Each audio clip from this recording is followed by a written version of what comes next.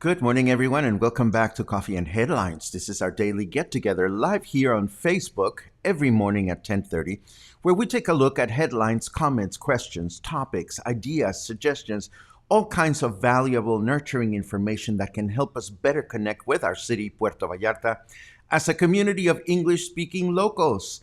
And here we are. Today is Monday, February the 1st. It's the first day of the second month of the year. January came and went, and here we go, another month. So here we are, and it's always a pleasure to welcome everybody that joins us, and particularly wonderful to welcome new friends to our little cluster. If you happen to be new to this broadcast, just write the word new, and we will give you a proper welcome. And if you have any important things that you would like to share during the broadcast, it helps a great deal if you are able to put the letter Q at the beginning of your question, because that way we can answer questions such as Jill's, who asks, do I know anything about the possible new variant found in Jalisco? Yes, I do. I have a headline to that effect, and we'll be talking about that in a little while. Along with this being Monday, the latest information we get from Governor Enrique Alfaro about COVID, and we have other news that have to do with how well is our municipality handling the restrictions and imposing fines for those that are not following them. We also have news about our brand new guide to enjoying tamales here in Puerto Vallarta. And if you can hear the whistle in the background, that's the water guy. And I've been promising myself that one of these days I'm going to have the camera and the microphone ready, and I'm going to go downstairs and I'm going to pay the cost of a water bottle just for the pleasure of recording a video of him going, agua! But not today, because we're already live. Anyhow, let me take a quick look at some of your comments, particularly as we say welcome to those of you who join us just about every day. Such a pleasure to see you. Chicago's in the house. Good morning, Mike.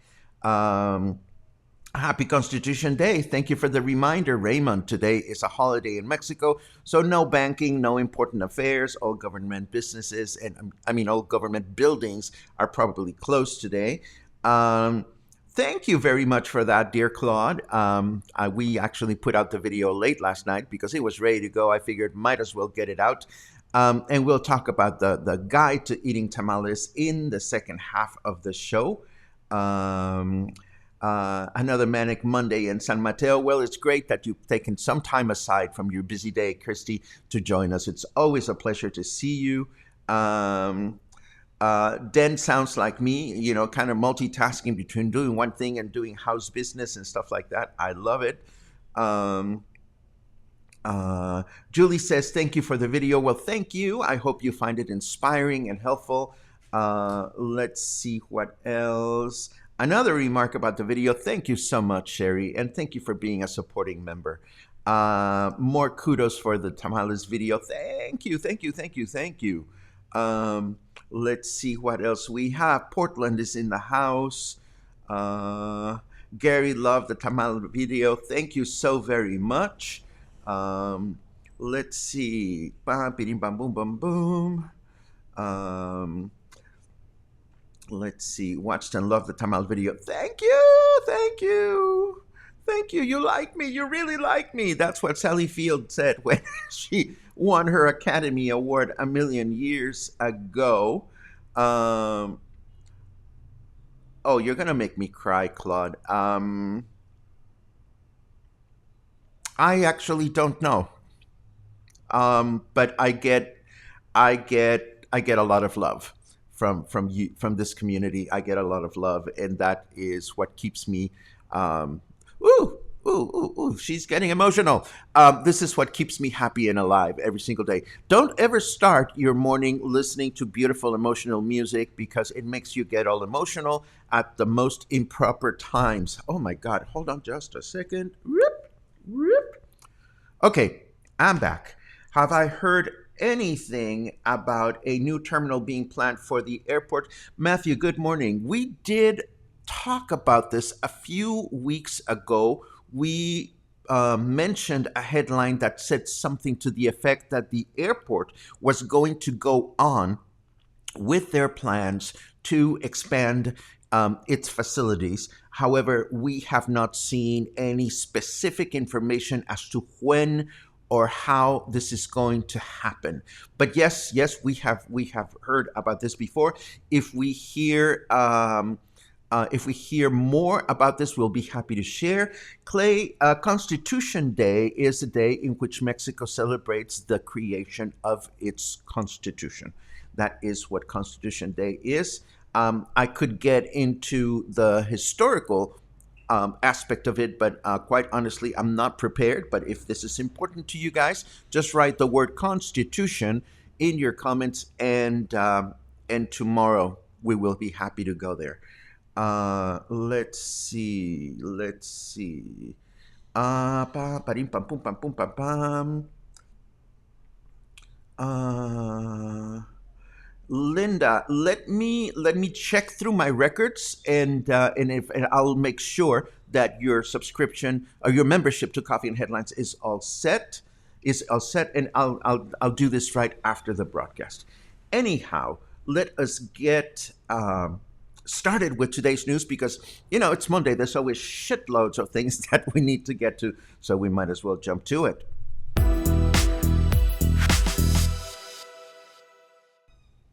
Okay, so as always, we start with the commentary that we get every Sunday from our governor regarding the latest information we have about how COVID-19 is behaving in the state of Jalisco.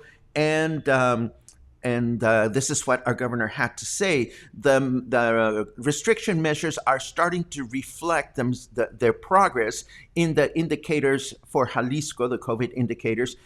In this week, the hospital occupation went from 61.1 to 58.5%.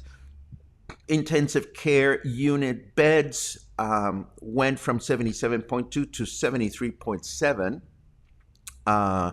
And the rate of positive tests in the Radar Jalisco program went from 43.6 to 37.2. But watch out, we are far from winning this battle. We have been able to contain the increase, and out of 98 municipalities that had high risk, we went down to 83, but the risk of spreading the virus continues to be at maximum level, and we cannot let our guard down. Leave your home only if it's necessary, and maintain and follow all the measures. If you don't have the virus, don't go out to find it, and don't bring it back home. The effort that we are all going through is worthwhile. We cannot loosen our pace. We must remember that the current restriction measures will be valid until the 12th of February. But there is no strategy that we can implement without your co-responsibility. Jalisco is fighting against COVID-19, and we all can and should behave and lead by example. Let us not let our guard down. And these are the words that we got from our governor, Enrique Alfaro. So let's take a quick look at what the numbers look like. In this graphic, we are looking at this week's numbers when compared to last week's. It is comforting to see that the numbers have come down ever so slightly. I mean, this is not a big time to call victory or anything, but it is nice to see that these restriction measures have some visible effect if we are able to be patient and wait for the 15 days of incubation period that are necessary to see how the measures are actually progressing. In looking at positivity, again, this week shows a decrease of positive tests as opposed to last week. And of course, the percentage of occupation per region shows us how the different regions are behaving. Of course, Puerto Vallarta went from 30.4 to 36.2. So this is a concern for us and for our city. That the rate of cases is increasing here in Puerto Vallarta. And the governor also introduced a new graphic that we had not seen before, or if anything, we have not seen in a while. And this shows us the municipalities in the state of Jalisco that are at high risk, indicated by the dark blue color. And of course, here is Puerto vallarta and all the surrounding communities, all the surrounding municipalities. And those that are at lower risk are indicated by the light blue color. And by lower, I don't necessarily mean that, we should all, drive our vehicles to these other municipalities. They're still very much at risk. It's just that the risk is more pronounced here in Puerto Vallarta, where we are. Let me take a pause here just to see if there's anything we can highlight or address. Let's see. Binga, dinga, bunga, bunga. Let's see. Will the airport expansion create longer walks without any chair in sight? Just another question that requires a crystal ball to answer. That's very true. I am sure that, the design of the extension of the airport will be mindful of people that need wheelchairs and things like that, because that's just the way all modern buildings are being designed, Tony. We're going to have to wait and see exactly what that looks like. Is the drop in positivity somewhat related to mandatory testing on outgoing flights starting last week? What a great question, Alan. And I did see something in an article that I read that supports that notion. Honestly, I didn't dive into it because I'm not an expert, so it's difficult for my little mind to understand the correlation. But yes, I have seen this written down somewhere. It is quite possible that because people are getting tested elsewhere and maybe testing positive, unfortunately, that they are not getting positive test results through the official outlet. And this is probably a good thing, because let us remember that Radar Jalisco, see, now that I'm thinking about it, it's starting to make sense in my little mind. Thank you. Radar Jalisco is the number that you call when you already have visible and noticeable symptoms. So if you go and get tested elsewhere, even before you get the symptoms, but if the virus is already in your body, then you are not going to Radar Jalisco. And maybe you are correct. Maybe that is the way or the reason why the numbers in the tests conducted by the government are decreasing. Thank you very much, Alan. All I needed was a little knock in my little head to try to visualize the scenario for that question. And I was thinking about that earlier this morning. I was like, how on earth am I going to explain that? And thanks to you, I think I got it, or at least I got it better than I had it in my mind earlier today. Evelyn says, any progress is progress. Thank you very much for that. Thank you very much for that, Evelyn. You are so correct. Let's see. Danny is back with her husband. I love it. I love it. It's great to see you. We all said hello to Danny and her husband. I think it was her husband. Or his husband. I don't know. We just were asked to say hello to a husband yesterday, and everybody said hello to a husband yesterday, which was really, really fun. Rita says, my guess is that folks are moderating their behavior because they know they need a negative test to board their flight home. I surely hope you're correct in that one, Ryland. I really, really, really do. And Kathleen seems to be on my side about the testing and the data. You know, hats off. Seriously, let us stop and think about this for a second. I mean, to understand what's going on with a virus, you have to be a scientist, you have to be a statistician, you have to be a sociologist, you have to have so many skills in your skill set or have access to so many intelligent people to be able to determine the patterns on how these things behave. I mean, I just think it's mind-blowing and humbling, especially when little people like myself or you or anyone that feels like we're just normal individuals in this planet start speculating and coming up with our very own theories. I mean, it's like, how presumptuous that we could even begin to understand the wonderful minds that are taking care of us during this very challenging time. But I don't mean to get philosophical. Let me keep going with the news because we have plenty to share. One of the things that our governor announced in his last video last week is that a mutation of the virus that is known as the Brazilian or the British English mutation was found in the state. And now we know that one of the 4 individuals that were in which this new mutation was found was infected here in Puerto Vallarta.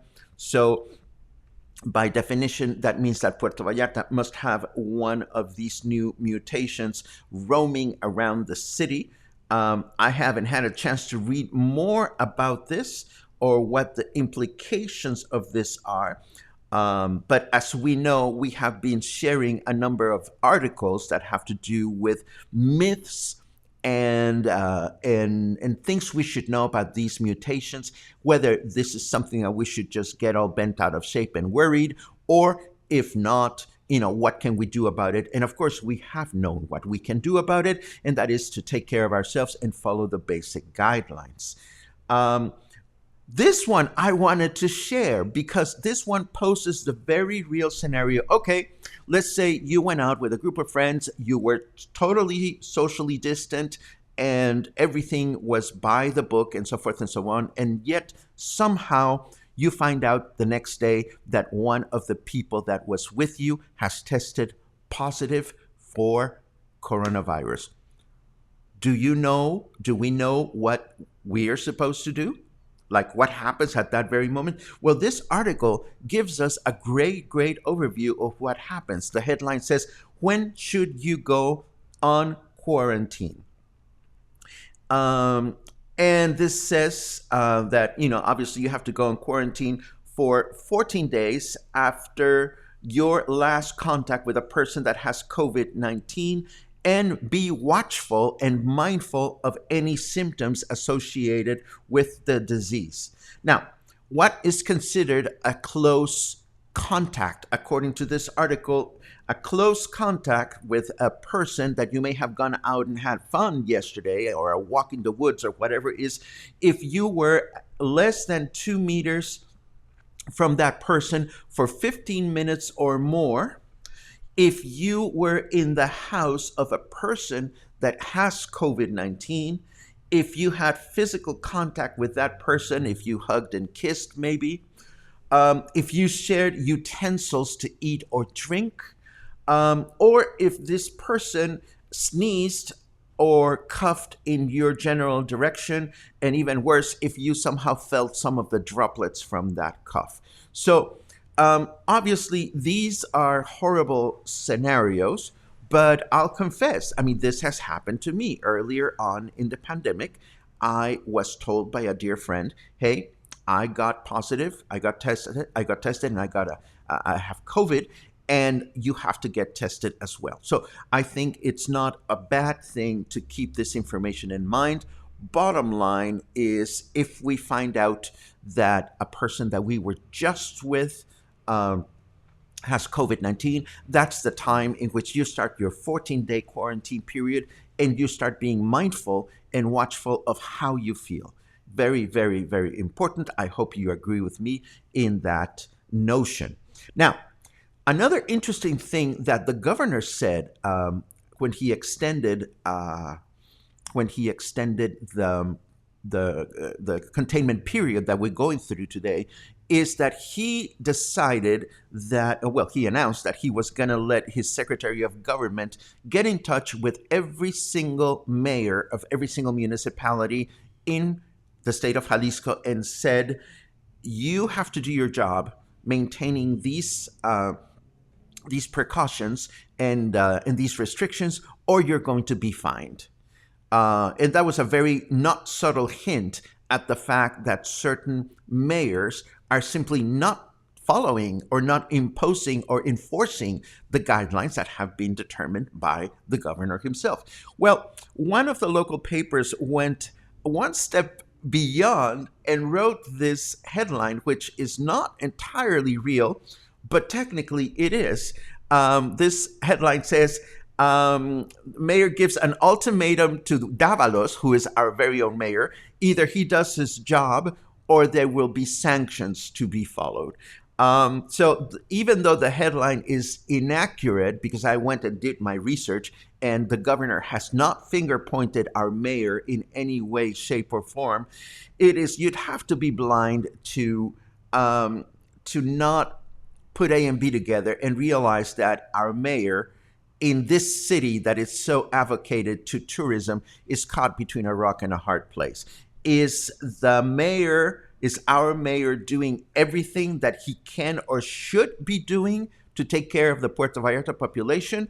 My personal opinion, and that's just my personal opinion, is that he is not. So as long as other people feel this way, I think it's going to happen that more and more pressure will be placed in the mayor of Puerto Vallarta to get his shit together and actually enforce and sanction some of the businesses that are not following the guidelines. In a quote from the article, it says, the message is clear. It's an ultimatum for all the mayors because it is them who should guarantee the application of the protocols. And if the citizens are not following them, sanctions have to follow. It says here, in the specific case of Puerto Vallarta, it's nobody's secret that local authorities led by Arturo Davalos have not had it says mano dura, a tough handle when it's time to make citizens and businesses follow what the state and the federation has indicated. Being a tourism destination and the potential loss of political capital has made the authorities hesitate in implementing the guidelines, and Puerto Vallarta has been put in evidence because Puerto Vallarta is where everybody does whatever they want without care and without following the sanitary measures. So this is the local press acting out, and rightfully so, if I may say so myself, on the fact that the city is not doing their part.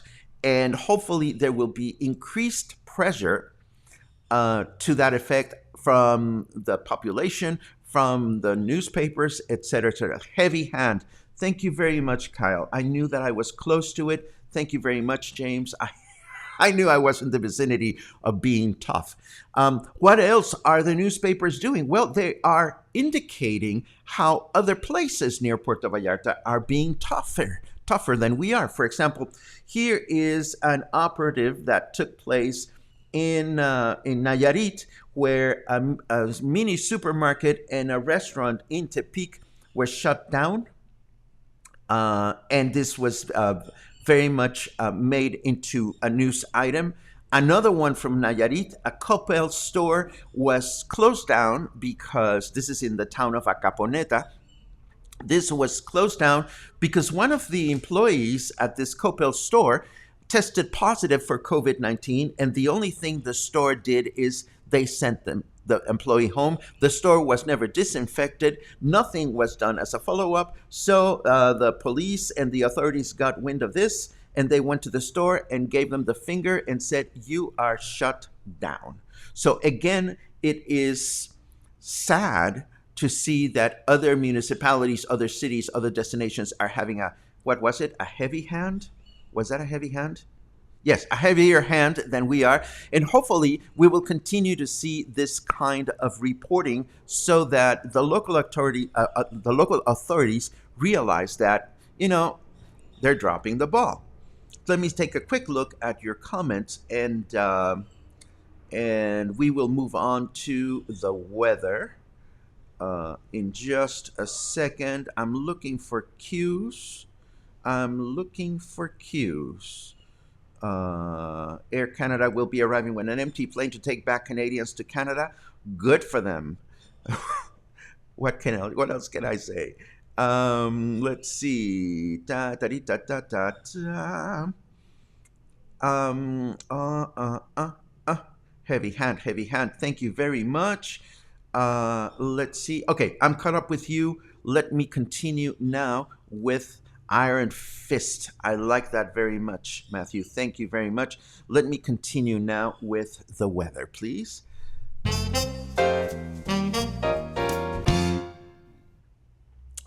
Weather in Puerto Vallarta is 25 degrees Celsius. It feels like 26. It is 76 degrees Fahrenheit, and humidity is at 57%, a little higher than yesterday. And the weather forecast for today is clear through the day. High temperature of 28, low temperature 20. It's getting warmer. Clear tomorrow as well. High temperature 29, low temperature 18. And Wednesday, it gets a little cooler. High temperature 28, low temperature 17, but it'll be clear through the day. Lovely, lovely winter days. And now let us continue with our leisurely stuff, and we will have to start with ta-da!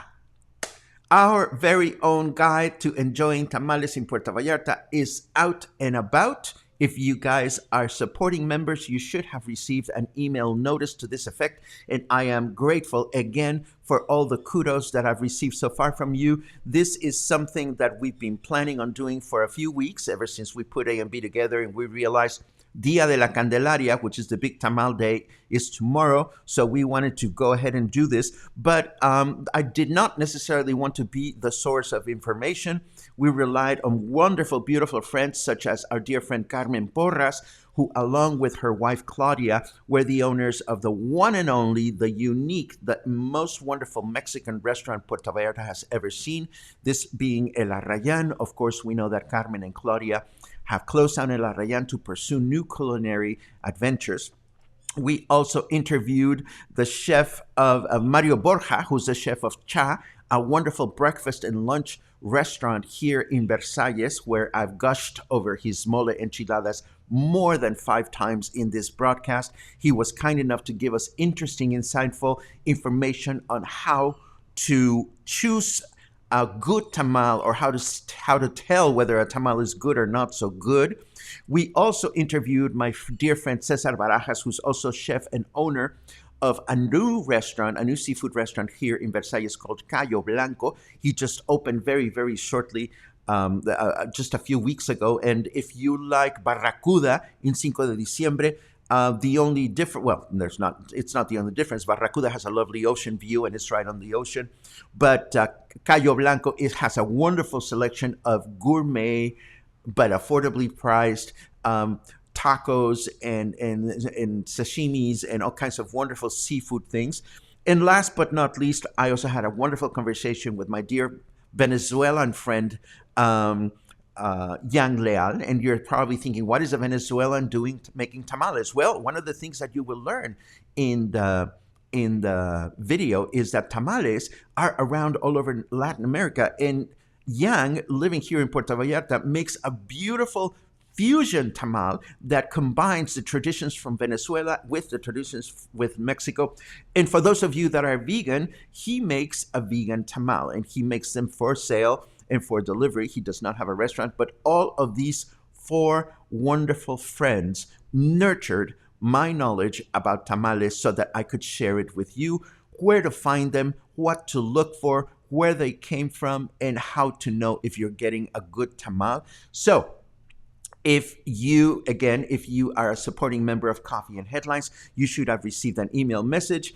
As you know, all of these special perks that we put together for members are found at Buy Me a Coffee. So you are not, if you are not a member, and you get this post is for supporters only, and there is our guide to tamales. All you have to do is become a member and click on this button, and you have a choice to become a member at $4 a month or $30 a year. So, what is Luna doing with all that money? Well, we are making sure that we continue to bring you these broadcasts on a daily basis. We're making sure that we're able to bring you Walking Wednesday and produce special content for you. So you make this possible. Those of you that are supporting members. The rest of the silent community is also part of our community, but for the vast majority of folks here at Coffee and in Headlines, you are getting a lot of this for free. So consider becoming a supporting member if you feel so inclined, and you know you're going to see the links at the end of the broadcast as you always do. Now, one of the things that oh, what a great question. Why do pork tamales always have bones? Because they do. That's the way they are done. You know, these are rib tamales, so that's why they have bones. That's the way they are. Let's see. Before I continue with my next question, I want to make sure that I don't miss any information or questions about tamales and whatnot. Let's see.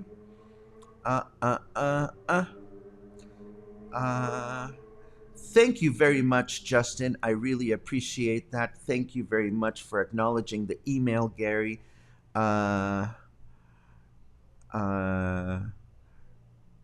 Lynn says, "You're killing me." I hope you're not talking about me. I do know that you were about to return to Puerto Vallarta, and then the restrictions came. It's so complicated. I see Rita talking about the fruit place, and I'm going to go do a walking video of that store because it is a really, really wonderful store. Let's see what else we can find. Yay for vegan tamales. Yang Leal is the man to go to. Absolutely. Let's see what else we have. Is there a link to your Facebook, to your website on Facebook? I haven't been able to access it. Oh, Susan, I'm going to make it so very easy for you. The link to the website appears at the top of the comments every single time that we're here. In fact, let me show it to you. Boom. At the beginning of every broadcast, you can find the link to Buy Me a Coffee and the link to the frequently asked questions on the broadcast and so forth and so on. We also show it in the show notes. It is pretty much everywhere. So there it is. Let's see what else we have. Not to mention tips on tamales. Yeah, we included a bunch of tips on the tamales, which is also really, really fun. Question, if we go back to the Versailles foodie map link, is it updated when we recheck the link, or do we need to go into the map differently? No, you can go to the link the same way that you have. We are going to make the Versailles foodie map public because it's been 3 months since we released it, and I believe it may have lost its perk power. And last but not least, by making it public, we are putting the information in the hands of more people that can come and support these wonderful restaurants. Now, does that mean that we're going to stop adding new restaurants? Absolutely no. As we continue to explore the diversity of all the culinary offerings in the neighborhood, we're going to continue to add restaurants to the map. And that'll be a lot of fun because we enjoy going out there and eating food. Please guide me on how to change my subscription to Coffee and Headlines.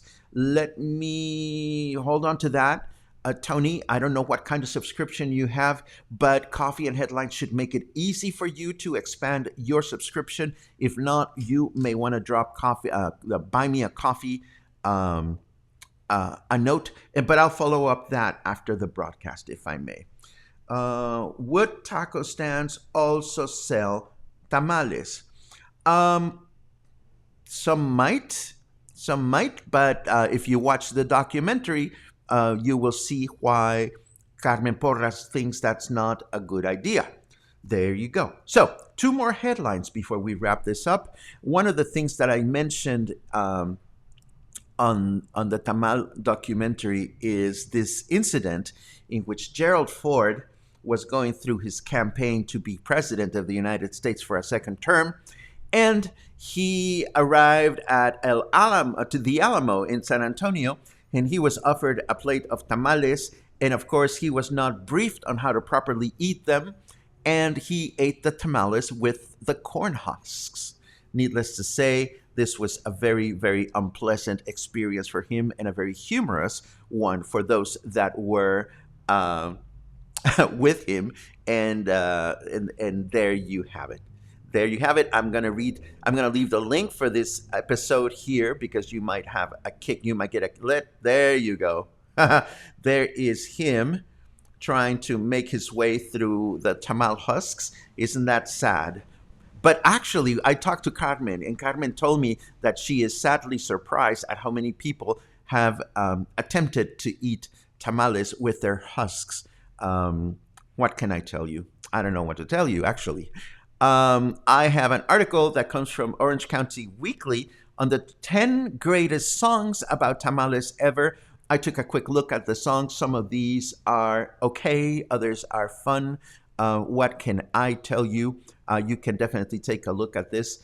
And let me answer a question by Justin before we take a look at the last headline. Justin says, you may have answered this before, but here goes. Other than the Versailles restaurant map, are you going to eventually do other neighborhoods?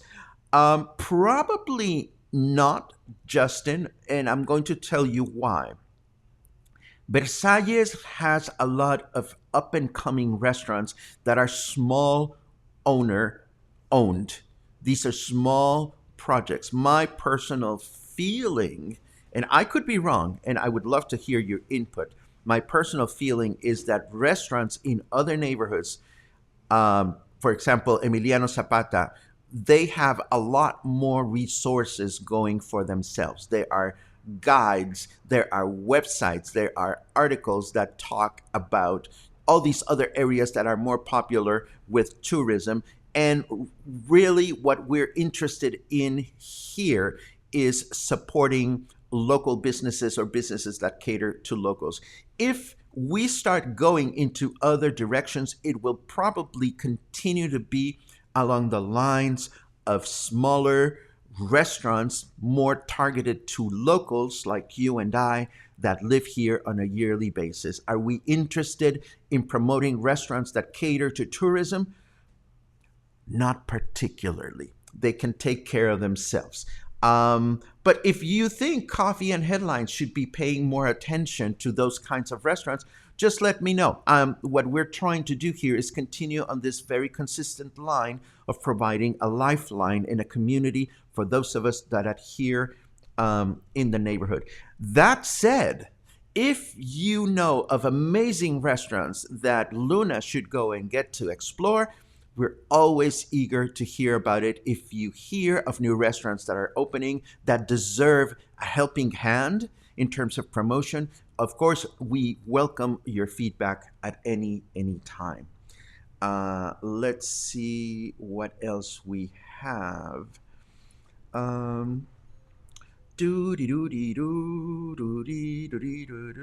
Gerald Ford eating the tamale husk reminds me of watching a date bite into the little plastic green grass that sometimes serves as a little decoration for a sushi roll. Oh, I've been there.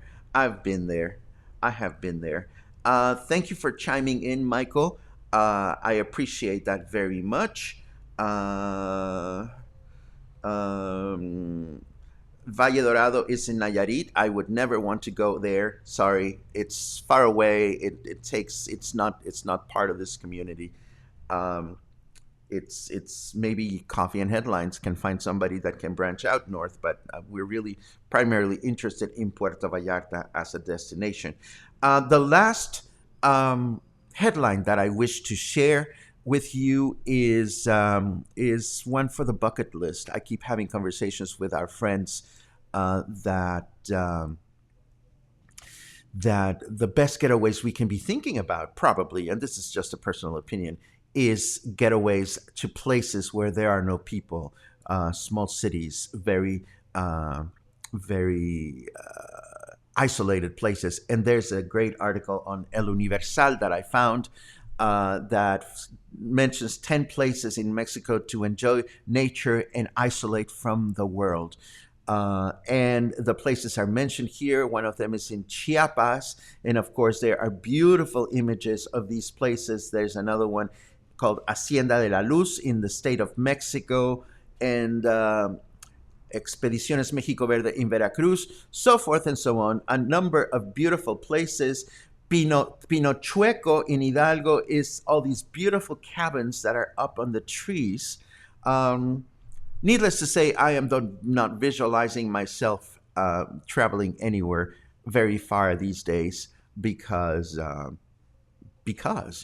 but if I was to go away, I would probably want to go back to San Sebastián del Oeste or go back to Maito, places that are small. Where would you want to go back these days? Or where would you want to go hide these days? I would love to hear your comments, but at the same time, we have reached the end of the broadcast. Let me take a quick look at your final comments just to see that I'm not missing anything.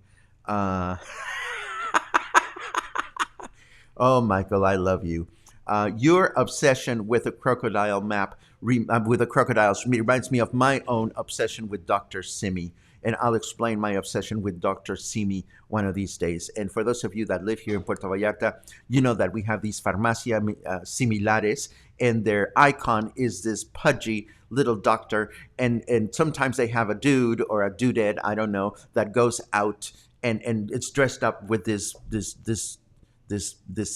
man. He's dressed up as Dr. Simi, and he's this ginormous teddy bear looking thing. And I must confess, and I'm getting goosebumps just talking about this, that every time that I see the Dr. Simi man dancing outside of the drugstores, I have this compulsion of hugging him, and I have photographs to attest to that. Maybe on Sunday Fun Day, I will show you my collection of photos in which I have publicly hugged Dr. Simi. We're weird. We've never said we weren't. So this brings us to the end of today. I thank you as always. I'm looking through the last few comments, visualizing myself traveling the coast of Jalisco, Michoacan. Absolutely. If you go south, there's a lot of beautiful little towns. Punta Perula, yes, absolutely. Beautiful, beautiful places. The coast. Everybody wants to go to the coast. I love it, and I want to go and continue my day. And I'm sure you do too. But I don't want to let you go without thanking you, as always, for your ongoing support.